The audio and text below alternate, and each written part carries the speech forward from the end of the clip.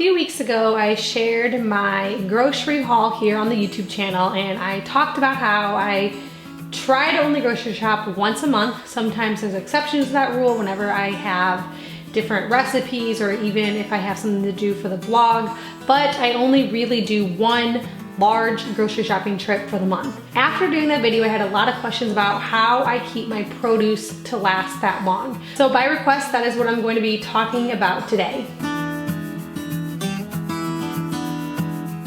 My very first tip and kind of little thing I want to say is a lot of produce lasts way longer than what I think most people think. So I have a lot of my main staple produce that I buy last well over a month if it's being stored properly. So for example, my butternut squash I shared in my grocery haul, and if you guys follow me on Instagram, you see that I cook butternut squash pancakes for my kids. I've shared the recipe over there.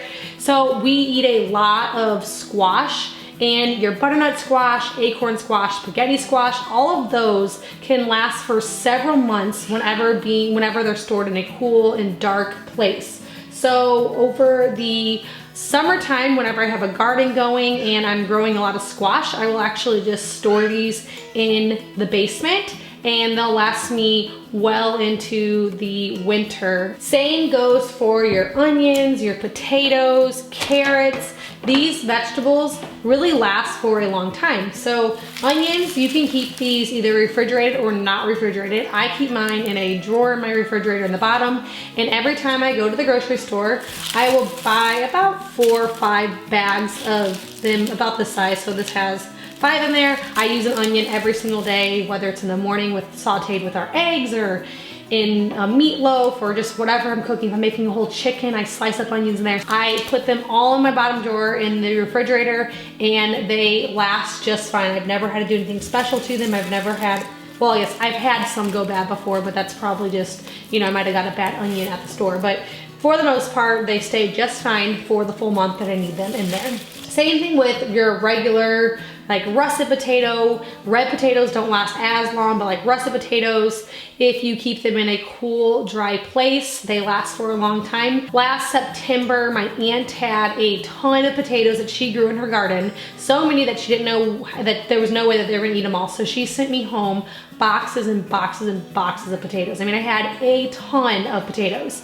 And I kept them down in my basement. And when I got them, they already looked pretty ripe. So they had ones that already had the eyes growing on them and little sprouts coming out. But I just kept them down in the basement, and we used every one of those potatoes. Even if they felt a little bit soft, they still did not rot. So keeping them in a cool, dark place really can help your produce to last longer. Now, sweet potatoes, I find that sweet potatoes don't last as long as a regular white or even red potato. And so sweet potatoes, I buy a ton of those because we use those a lot as well. And I do keep them in my pantry and they're fine, but if I get one, if I'm opening up a bag and I see one in here that's starting to look a little bit like it's getting soft or it might be close to spoiling, I will just transfer my sweet potatoes to the refrigerator just to slow down the ripening, and they always seem to last me. So that's my first tip. Is just not really even a tip, it's just more of a statement that I think a lot of produce, especially the kind that I buy, last for longer than what most people would expect it to. So now how about the things that don't last long? So I have here some bananas, and you're gonna see these are obviously extremely overripe.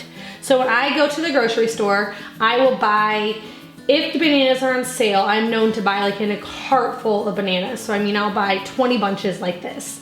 And I always get questioned, people are asking me if I'm raising monkeys, what are you gonna do with all those bananas? And I set them all out on my counter, and I buy them usually unripe, where they're green, and as they ripen, we'll eat them just, you know, like a regular banana off the counter. The kids love them like that. But when they get to be about like this, where the outsides have some brown spots on them, I'll peel the banana, break it in half, and I put it inside of a gallon-sized Ziploc bag. And then I will fill that up, zip it, and I just toss it in the freezer. And so a lot of times I'll have, you know, 10, 15 bags of frozen bananas in my freezer, and my kids love to have frozen bananas for a snack. They're really good for teething babies, and we use them for smoothies. So after the first 5, 7 days or so when all the bananas are really ripe. We don't have fresh bananas until I go to the store again, but we still get bananas in frozen form, which is just fine. So freezing things is a great way to preserve them. Whenever I buy things like peppers, I'll leave them in the refrigerator for a little while and we'll use them just raw. But once they get kind of soft and I can tell that they're gonna go bad, I just slice them either into slices for like fajitas, or I will dice them for soups and stews or whatever I want them in, and I just freeze them, and then I can just pull out a handful at a time and use them from frozen. So that is another thing that I do a lot of, is I just freeze things. So if it seems like it's gonna go bad, we will just freeze it and then we'll use it from the freezer later on. You can hear William. He is supposed to be sleeping and he is taking a little while to fall asleep today. So he's just in his bed talking, and so that's that noise. My house is never completely quiet. I do the best I can for my videos. So fruit, a lot of fruit, oranges, apples. They actually, if you put them in the refrigerator, they last a pretty long while. And again, same thing goes for them. We will have fresh fruit, probably oranges, apples. I mean, these have been in there for, I'd say 2-3 weeks already, and they're still feeling pretty good. We'll definitely still eat these. If I start to notice anything getting bad, toss in the freezer and then we'll have smoothies. So a lot of times towards the end of the month, when the refrigerator is kind of getting empty and we're ready to go back to the grocery store, we'll be getting our fruit intake via smoothies rather than fresh fruit.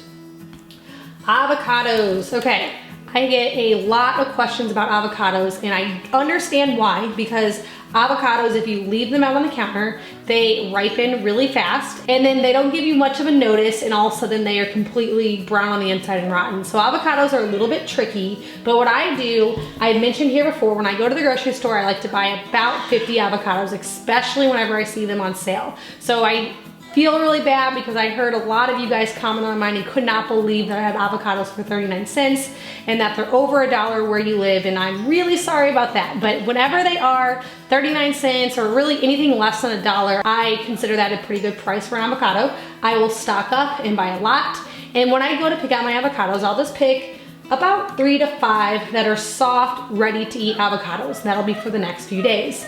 And then I will buy the rest of them solid, rock hard avocados. And I just get home and I put them all in the refrigerator. And as I eat the ones that are ripe, when we start to run out, we just have maybe 1 or 2 left on the counter, I will pull a handful of avocados out of the refrigerator, place them on the counter, and let them ripen. As those ones ripen on the counter, we'll eat them, and I just continue to do the same thing. So I'll just keep kind of pulling out a handful of them at a time. And while they're in the refrigerator, they might ripen after a month or 2, but we have never let them go that long. And so in the amount of time that we eat them, in like a month or maybe a little over a month, they stay hard in the refrigerator. So it really slows down the ripening process whenever we do it that way. So I keep things in the refrigerator. I freeze things when it starts to go bad. I buy vegetables that last for a long time. Another thing that I do is I like to ferment things. We eat a lot of sauerkraut. Super simple to make. You only need cabbage and some salt.